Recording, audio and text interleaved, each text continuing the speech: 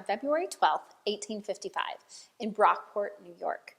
She was born 6 years before the end of the Civil War, and her family was one of only a handful of Black families in their town. Her parents were active in the community, being leaders at the local First Baptist Church. Fannie was bright, smart, energetic, and loved being with other people. She attended the local public school with her brother and sister. Their life in Brockport was unique. Unlike most of the country, Brockport was not segregated, and children of color and white children often played together, went to school together, and worshiped together. According to reports, Fannie was actually unaware of the racial prejudice and segregation that persisted throughout our country. She attended the University of SUNY in Brockport. She became the very first Black person to graduate from the university. After graduation, her parents' friend, Frederick Douglass, invited her to become a teacher and help him in his work in the South. Frederick Douglass was leading the charge to create schools in the South for Black children of formerly enslaved people. Fannie was so inspired by this work that she chose to finish getting her teaching license and began teaching in the South. This was the first time that she had ever encountered segregation, assault, and intimidation that ran rampant throughout the South at this time. By 1904, she could no longer take the daily abuse of living in the South and moved back home. Fueled by her love of music, Fannie decided to study piano in Boston at the New England Conservatory of Music. Unfortunately, bigotry and segregation once again followed her there, and she was asked to leave because some of the white Southern students were made uncomfortable by her presence. After leaving Boston, Fannie went to go to be a teacher in Washington, D.C. It's there that she met her beloved husband, Samuel Williams, a law student. They married in 1887 and moved to Chicago shortly after. After arriving in Chicago, Samuel and Fannie became leaders in the Black community there. Although the city was segregated at the time, Fannie and Samuel became friends with several white reformers, or people who were working to change discrimination and racist segregation laws throughout the country.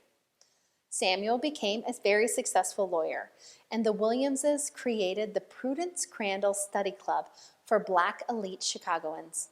They helped establish a hospital that included a biracial staff and clients, and created a nursing training school for Black students. In Chicago, they began to attend the All Souls Unitarian Church. The minister there was the rock star Jenkins Lloyd Jones, an activist for Black people and women, and the founder of the World Parliament of Religions. Fannie became friends with women leaders in the congregation, including the Unitarian minister Celia Parker Woolley. Fannie began to write and speak about the importance of education in the Black community, specifically for Black women. As a social activist and speaker, Fannie used the platform she was given to talk about the importance of equality and supporting formerly enslaved people financially, educationally, and spiritually. Fannie and Samuel were friends with many prominent Black artists and thinkers, learners, and activists of the time, such as Booker T. Washington, W.E.B. Du Bois, and their old friend, Frederick Douglass. While all of these progressives did not always agree, the Williamses always remained on good terms with them all. Fannie began to work tirelessly for the right for women to vote. She spoke wherever she was invited on the importance of this issue, including women, especially Black women, to be able to vote. When Susan B. Anthony died in 1907, Fannie was the only person of color invited to speak and give a eulogy at the National American Women's Suffrage Association meeting. As she grew older, Fannie turned toward writing. She became a reporter and contributed to several different books. Samuel died in 1921, and she expanded her work tirelessly. In 1924, she was appointed to be the very first Black woman on the board of Chicago Public Library. In 1926, Fannie left Chicago to return home to Brockport. Her sister was unwell and needed help. Fannie continued to live in Brockport, write, and speak. She died on March 4th, 1944. Fannie dedicated her life to speaking up for racial justice wherever she was. She encouraged others to help to create opportunities to promote equity and support for the Black community.